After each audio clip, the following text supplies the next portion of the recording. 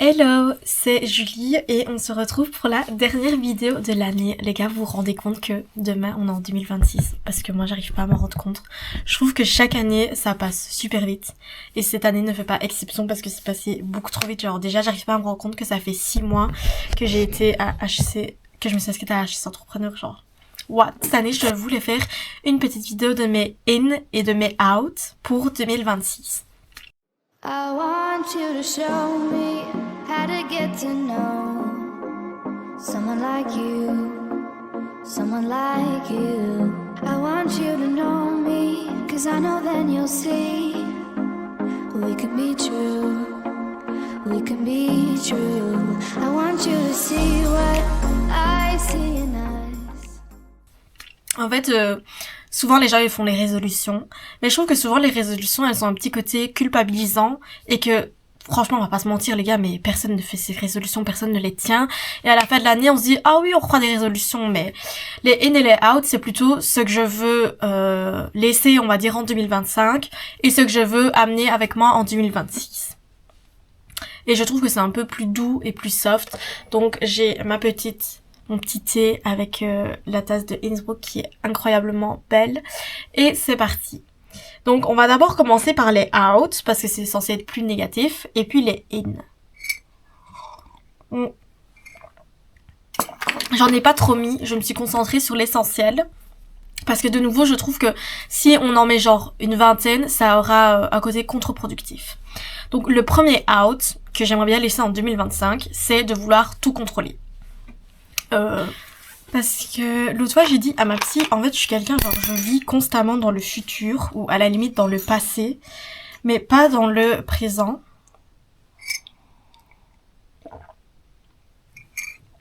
Et j'aime bien que tout soit contrôlé, dans le sens où par exemple si on fait des plans, il faut que ça reste comme ça. Si on change la date, si on change ce qui était prévu, genre l'activité par exemple, si y a d'autres gens qui rentrent en jeu, bah c'est quelque chose que je déteste, ça me stresse, ça m'angoisse. Et en fait, il faut que j'apprenne tout simplement à plus lâcher prise et arrêter de vouloir contrôler. Mais en fait c'est dans tous les domaines de la vie, on va dire. Ça peut être autant dans le domaine scolaire, en mode vouloir contrôler genre tous les travaux de groupe, toutes les tâches à faire. Enfin il y a des fois c'est juste impossible, à part pour se rendre malade. Les relations, forcément on sait pas non plus tout contrôler, parce que il faut aussi, c'est ce dont on parlait l'autre fois avec ma psy, c'est que des fois on a tendance à vouloir que les gens soient comme nous et à avoir et assez un peu qui se reflètent en nous et vice versa, mais en fait les gens ils sont pas comme ça et c'est comme ça qu'on finit déçus. Et du coup je me dis que il faut que j'arrête de vouloir tout contrôler parce que ben ça fonctionne rarement et la vie, comme je vous avais dit dans une précédente vidéo, elle est remplie de tellement d'obstacles et elle dépend tellement d'autres facteurs que nous-mêmes que c'est impossible.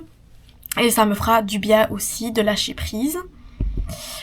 Ensuite, le deuxième gros point, ce serait de ne plus attendre les autres et de m'accorder plus de moments seuls, dans le sens où souvent par exemple si j'ai envie d'aller me promener, si j'ai envie d'aller faire les boutiques, si j'ai envie même de voyager, d'aller boire un café, enfin plein de choses, j'ai tendance à vouloir demander à quelqu'un de m'accompagner et à être déçue ou à être triste quand la personne en face me dit que soit elle a pas le temps, soit elle a pas l'argent, soit ça va pas dans ses plans.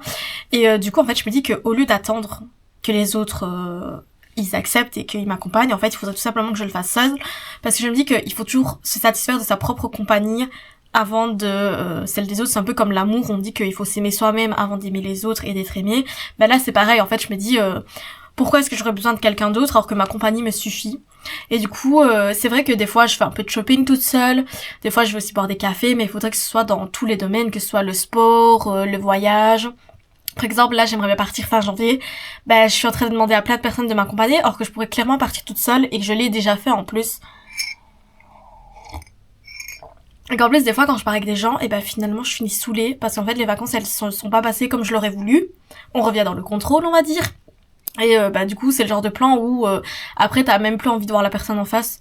Et donc je me dis il faudrait tout simplement que je fasse plus de choses toute seule, que j'aille me promener, enfin aussi que dans mes outs ce serait aussi du coup d'être moins influencée et de moins demander l'avis des gens, parce qu'en fait on s'en fout tout simplement, genre je veux dire si c'est bien de temps en temps d'avoir la voix de la raison et d'avoir quelqu'un qui nous conseille, qui nous guide, Mais en fait, je me dis, la décision à la fin, au final, elle tient de moi. Et au final, ce qui compte le plus, c'est si moi, je suis fière de moi-même, de ce que je propose, et pas de ce que les gens en pensent. Donc c'est important que j'arrive à prendre plus de décisions par moi-même. Et moins dire à quelqu'un, oui, t'en penses quoi de ça. Je veux dire, les gens y viendront et ils partiront, alors que moi je resterai jusqu'à la fin avec moi-même. Et du coup il faut que j'apprenne aussi à vivre entre guillemets seule, à prendre mes décisions seule, mais dans tous les domaines de la vie. Genre ça peut être des conneries comme une robe que j'aimerais bien acheter pour le nouvel an, mais ça peut être aussi par rapport à d'autres domaines, genre l'école, les projets, et je me dis que de manière générale en fait il faut que j'apprenne à faire ça aussi toute seule de temps en temps. Ou plutôt à prendre en compte ce qu'on me dit, mais pas forcément à me laisser influencer. Je sais pas si vous avez cerné la nuance. Ensuite, dans les outs, ce serait un peu d'être stressée et angoissée, parce que c'est vrai que je suis quelqu'un d'assez stressé, d'assez angoissé. Le dernier jury que j'ai eu, le dernier examen que j'ai eu à l'école, j'étais comme ça. J'ai super mal dormi. Encore le jour avant, j'étais en train de changer plein de choses. En fait, je me dis, c'est normal de pas être parfait. Et du coup, des fois, il faut que j'apprenne à un peu respirer à bon coup, faire 3 tours autour de moi, prendre l'air et juste un peu de nouveau un peu lâcher prise. Ou quand ça va pas, que je suis stressée, que je suis angoissée, un peu me retrouver seule. Et comme je dis, genre un peu respirer, un peu penser aux choses positives. J'ai une note Good Vibes Only, un peu la relire, écouter de la musique qui me fait du bien, être moins entourée socialement parce que forcément ça rajoute aussi un stress, on va dire. Et un peu me remettre de mes émotions. C'est normal en fait d'être stressée et d'être angoissée, mais je me dis que de l'être tout le temps, c'est chiant et c'est pas très sain. Et du coup, même si le jury par exemple ça me stresse, il faut pas que je me laisse surmener et surmonter par ça. Et puis le gros point aussi, c'est de donner l'attention à des gens qui ne le méritent pas. Parce que c'est ce que je fais souvent, c'est aussi d'arrêter de valoriser les gens de la même manière, parce que les gens ne le feront pas envers vous comme ça non plus. Et du coup, il faut que je revoie, comme j'avais parlé dans une vidéo précédente, mes cercles. En gros, le cercle le plus proche, c'est les gens les plus proches, ceux qui comptent vraiment pour toi et ceux à qui tu dois donner de l'attention, de ton temps et tout ce que tu veux. Et le plus éloigné, c'est ceux qui ne méritent pas, qui ne te méritent pas, on va dire. Enfin, pas vraiment qui ne te méritent pas, mais plutôt qui ne méritent pas que tu te prennes autant la tête pour eux, que tu sois triste à cause d'eux, parce que c'est les plus éloignés et du coup les cercles changent constamment. Et ça, il faudrait vraiment que je fasse attention, tout simplement parce que ça évite beaucoup de déceptions. Et que vu que c'est des gens qui ne vous donneront jamais la même chose en retour, et vous finirez constamment déçus et constamment dans ce cercle vicieux, et il faut juste savoir en sortir. Ensuite, quelque chose que j'aimerais vraiment essayer de diminuer, c'est les écrans avant d'aller dormir, parce que du coup, je suis sûre que c'est une source de stress. Ça te booste, et du coup, à la fin, t'arrives plus à dormir. Et encore hier, j'étais en train de me retourner dans tous les sens à cause de ça. Et du coup, ce que j'aimerais bien faire, c'est plutôt lire ou écouter de la musique, peut-être même sur un MP3 plutôt qu'un GSM. Comme ça, il n'y a pas l'écran, ou faire un peu du coloriage, ou juste prendre soin de ma peau, faire une routine. Enfin, trouver un rituel que j'arriverai à tenir sur le long terme. En fait, je veux pas me sentir privée et des fois oublier de répondre à quelqu'un ou passer à côté de quelque chose à cause de ça. Mais je trouve qu'il faudrait vraiment que je diminue déjà mon temps d'écran de manière générale, mais surtout avant d'aller dormir, parce que c'est ce qui me permettra d'avoir une nuit plus réparatrice. Ensuite, être un peu moins à la bourre, parce que c'est vrai qu'en ce moment je suis très à la bourre, et être plus préparée le jour avant, c'est-à-dire par exemple faire mon sac de cours le jour avant, préparer mes lunchbox, et pas le faire le jour même parce qu'alors ça me stresse, j'oublie 10 000 trucs parce que j'ai tout le temps la tête en l'air, et après ça m'énerve, ça m'angoisse, et du coup c'est pas bon. Donc je me dis il faudrait que j'apprenne à être plus à l'heure déjà. Parce que souvent, en fait, quand je suis à la bourre, j'essaie de rattraper en roulant plus vite, mais c'est hyper dangereux, donc ne le faites pas.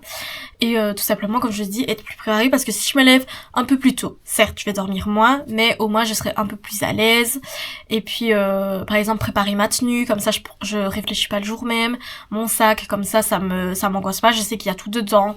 Faire des petites to-do list, des checklists où je coche quand j'ai mis mes trucs pour être sûre, parce que des fois, j'ai l'impression d'être folle, genre je me dis, mais j'ai oublié ça, alors que pas du tout.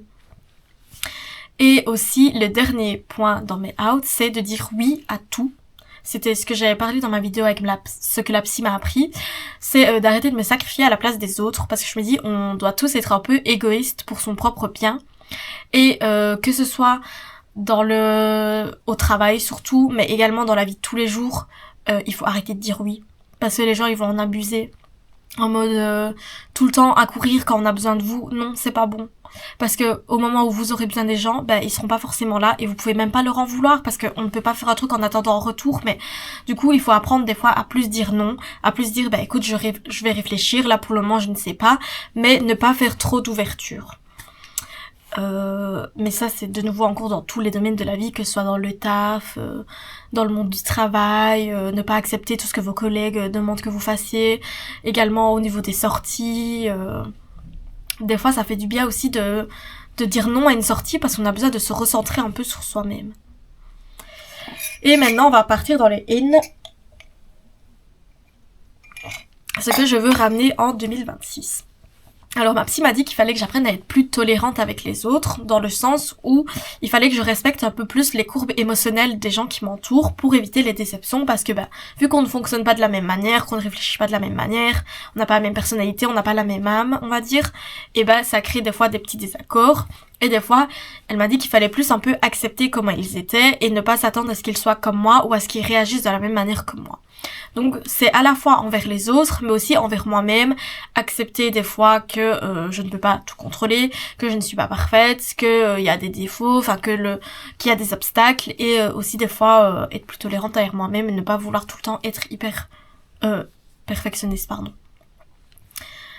Ensuite, la deuxième chose qui est hyper importante, c'est d'écouter plus mon corps et de ne pas me surcharger, parce que des fois il faut vraiment que je me laisse me reposer, et c'est quelque chose avec lequel j'ai beaucoup de mal, surtout avant, par exemple quand j'allais à la salle, même quand j'étais en PLS, que j'étais au bout de ma vie, que j'avais mal partout, je continuais à aller et à me surmener. Et le cheerleading c'est la même chose, j'ai été blessée au poignet. Au lieu de prendre une petite pause et de le dire à mes coachs, j'ai continué malgré la douleur et j'ai continué jusqu'au championnat de cheerleading, mais c'est absolument pas la bonne solution. Parce que c'est la meilleure idée pour se blesser. Et donc il faut des fois que j'écoute plus mon corps et que je le respecte plus, que je sois plus tolérante aussi avec lui. Parce que le corps il nous suit toute notre vie et le but c'est pas d'être cassé d'ici 20 ans. Donc voilà, il faudrait que j'apprenne à plus le respecter. Ensuite, j'aimerais bien reprendre la lecture, parce que j'ai un peu abandonné cette année, sans que ce soit forcé pour autant, donc plutôt dans le train, quand je m'ennuie, etc. Et aussi lire d'autres choses que des fictions. Par exemple, là, il y avait un livre sur une fille qui a été anorexique et qui a commencé la course à pied, donc c'était un peu de l'anorexie au marathon. Mais c'est un livre qui est compliqué à lire, donc celui-là je le fais petit à petit. Mais j'ai aussi par exemple le livre que Britney Spears avait écrit, The Woman in Me, que j'ai reçu l'année passée et que j'ai toujours pas lu, alors que j'adorerais. Et juste des livres, on va dire, qui font juste du bien des fois, qui nous instruisent, qui nous inspirent. Ça j'aimerais bien mettre en place. Surtout que j'adore lire. Forcément, continuer ma lancée sur le cheerleading. Parce que je me rends compte des progrès que j'ai fait jusqu'à présent, alors qu'il y a des fois c'est hyper frustrant, j'ai l'impression d'être en retard par rapport aux autres, mais c'est pas le cas, je me dis j'ai une pause de 1 an, je suis dans un niveau au-dessus de ce que j'étais avant, donc je dois être super fière de ce que j'accomplis, et d'ailleurs j'étais très fière de ma compétition, mais voilà, juste continuer sur ma lancée, être gentille avec les gens, continuer à progresser, à prendre les conseils en compte, et devenir la meilleure cheerleader que je puisse être en 2026. Ensuite, forcément, faire plus de sorties dehors. Ensuite, faire plus de sorties dehors et m'accorder plus de moments seuls. Ça revient un peu à ce que j'ai dit dans mes outs. Parce que c'est vrai que je suis souvent enfermée à la maison, sur mon PC, sur les écrans.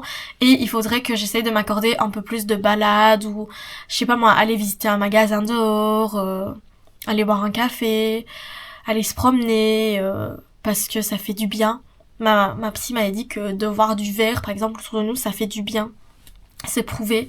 Et donc, il faudrait presque faire des petits rituels que, je sais pas moi, tous les jours, il faut au minimum 20 minutes de balade par jour, ou juste commencer avec 10, et puis augmenter petit à petit, parce que sinon, on veut faire trop d'un coup, et après, ça finit par capoter. mais ça fait du bien de s'accorder des moments seuls et d'être un peu plus souvent dehors pour l'esprit et le cœur. Je me dis que ça peut vraiment faire du bien et me ressourcer tout simplement. Un peu faire des genres de retraite avec moi-même où juste je fais attention à rien et juste j'observe ce qu'il y a autour de moi et je reprends contact avec la nature, on va dire, je sais pas trop comment le dire, avec ma conscience et avec moi-même. Ensuite, dans mes in, j'aimerais bien mieux économiser et ne pas faire des achats inutiles l'année prochaine. Des fois réfléchir avant d'acheter et pas le faire de manière compulsivement. Parce que déjà plus tard je vais vouloir peut-être avoir envie d'une maison, des beaux voyages, enfin j'aurai des achats à faire et du coup je me dis que c'est important de commencer à économiser maintenant pour mon avenir tout simplement. Et pour le moment je continue avec ma méthode des enveloppes où je calcule tout ce qui sort et tout ce qui rentre dans mon compte, mais il faudrait que je le fasse un peu plus sagement entre guillemets et oui, des fois que je réfléchisse tout simplement à si j'ai vraiment besoin de ce café, si j'ai vraiment besoin de ce pull, au lieu de ne pas réfléchir et de l'acheter. Juste être plus raisonnable par rapport à ça. Ensuite, il y a quelque chose que je vous ai pas dit, mais je vais me lancer comme indépendante, comme étudiante indépendante, c'est un statut bien à part en Belgique. Et du coup, juste lancer ce projet et obtenir mes premiers clients. Il y a encore plein de démarches que je dois faire, je vous en parlerai peut-être dans une autre vidéo, parce que là c'est le pire moment avec les fêtes, les gens sont absents, c'est hyper chiant, j'aurais dû me prendre plus tôt, mais j'ai trop hâte de cette aventure, parce que ça me ressemble trop, et du coup je me dis c'est un challenge, mais je suis prête à le relever, et j'ai vraiment trop hâte, comme vous voyez, j'aime trop, c'est mon bébé.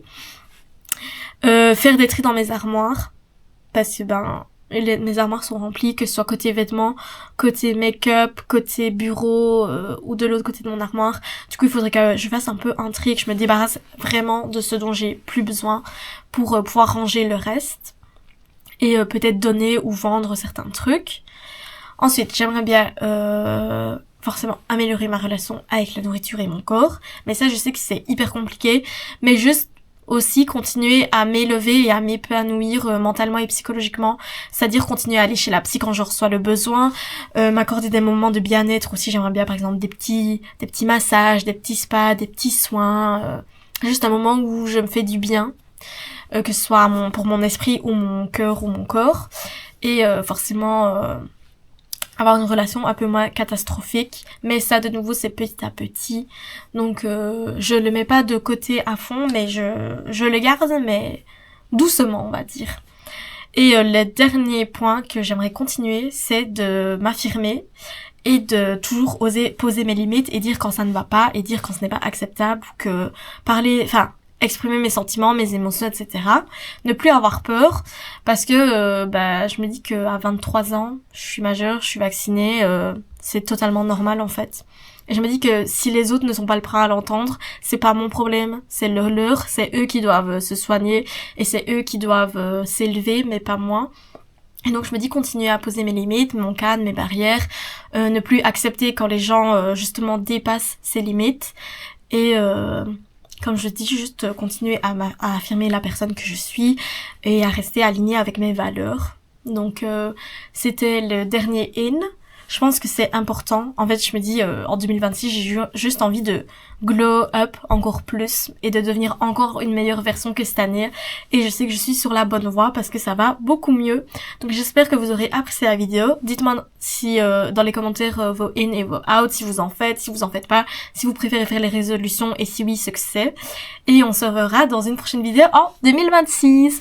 Du coup, je vous souhaite déjà des bonnes fêtes, joyeux réveillon, déjà bonne année, et on se retrouve en 2026 dans une prochaine vidéo. Bisous!